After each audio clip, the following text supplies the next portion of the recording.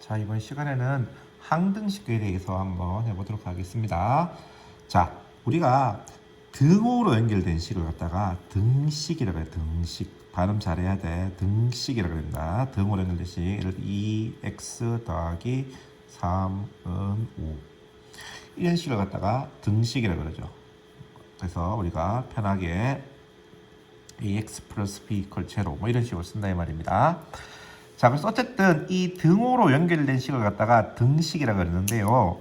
우리가 식에는 식에 사용되는 문자는 두 가지가 있어요. 여기서 말하는 요 a, b를 갖다가 뭐라 그러냐 그러면 상수라 그래요. 상수.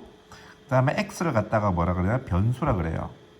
그럼 상수와 변수의 차이는 뭐냐 그러면 상수는 이렇게 a, b 적었지만 2, 3 이런 숫자라 이 말이에요. 그냥 하나의 숫자면 되는 거예요. 근데 이 x는 뭐 경우에 따라서 이제 뭐가 되기도 하고 이렇게 한다면 그 x에는 뭘 넣을 수가 있는 거예요. 예를 들어서 이 식에 x에 1을 넣으면 이 등식은 성립하죠. 근데 x에 2를 넣으면은 이 등식은 성립하지 않습니다. 근데 상수에 이 식에다 a, b에 뭘 넣지는 않는다라는 거예요. 상수란 말은 넣을 수 있는 게 아니고 딱 문제에서 정해졌던 수이고요. 그다음에 변수는 숫자 대신에 어떤 걸 갖다 넣었을 때 성립하게 할 수도 있고 성립하지 않게 할 수도 있는 그런 숫자를 갖다가 변수다라고 말한다 이 말입니다. 그러면 우리가 지금 대부분의 여러분들 방정식이라는 개념을 배워왔다. 방정식이라는 개념을 배워가지고 여기에서 이런 식이 나오면 여러분들이 자연스럽게 뭘 쓰냐 그러면 x는 1 이렇게 찾아내잖아요. 그렇죠? 그렇죠? 이렇게 찾아낸다 이 말입니다. 그래서 이렇게 찾아내는 거는 x가 1일 때는 이 식이 성립하지만 x가 1 이외에는 이런 식이 성립하지 않는 거죠. 맞습니까? 자, 근데 항등식이라는 개념은 그런 개념이 아니라 이 말입니다. 항등식이라는 개념은 이 x에 어떤 숫자를 대입하더라도 항상 성립한다 이 말입니다. x에 어떤 숫자를 대입하더라도 항상 성립한다. 말을 잘 보세요. x에 어떤 수를 대입하더라도 항상 성립한다는 말은 똑같은 말이 뭐냐 그러면 모든 x에 대하여 임의의 x에 대하여 x가 어떤 값을 갖더라도 x의 값에 관계없이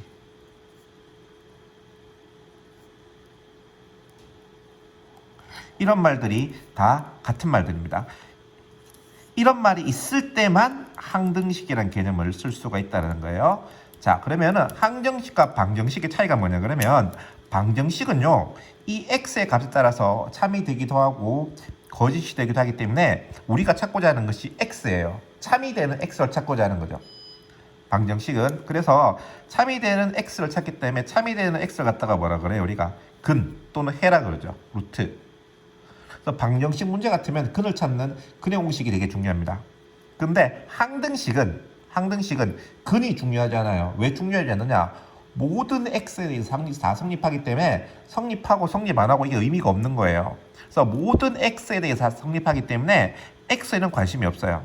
그러면 문제가 어떻게 되냐 그러면 모든 x에 대해서 항상 성립하게 하는 a와 b의 값을 구하시오라는 거예요. 이 a, b를 갖다가 뭐라 그러냐 그러면은 아직까지 정해져 있지 않은 개수라고 해서 미정개수라고 합니다. 자, 그래서 여러분들이 꼭 기억해야 될 것이 뭐냐 그러면 특별한 말이 없으면은 우리가 방정식으로 간주해서 근을 찾는 게 목적이 x값을 찾는 게 목적이란 말입니다. 근데 문제에 이런 말이 있을 경우에는 말이죠. 이런 말이 있을 경우에는 x의 값을 찾는 것은 아무런 의미가 없는 거예요. 그래서 x 대신에 앞에 있는 미정계수를 찾는다. 그래서 이 미정계수를 찾는 것을 갖다가 항등식을 푼다라고 말을 합니다. 그럼 이 미정계수를 갖다가 푸는 방법은 두 가지가 있습니다. 첫 번째가 뭐냐 그러면은 수치 대입법이라는 게 있는데 수치 대입법이란 말은 뭐냐 그러면 말 그대로 모든 x에 대해서 성립하기 때문에 x에다가 내 마음대로 숫자를 넣어도 관계없다 이런 말입니다. 그래서 자 ax 더하기 b가 0이 항등식이 되게 하시오. 항상 성립하시오. x에 대한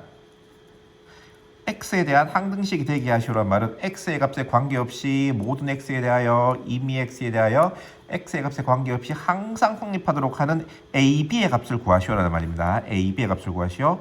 그러면 항상 성립하니까 x가 0일 때도 성립하겠죠. x 0을 대입하면 b가 얼마가 됩니까? 0.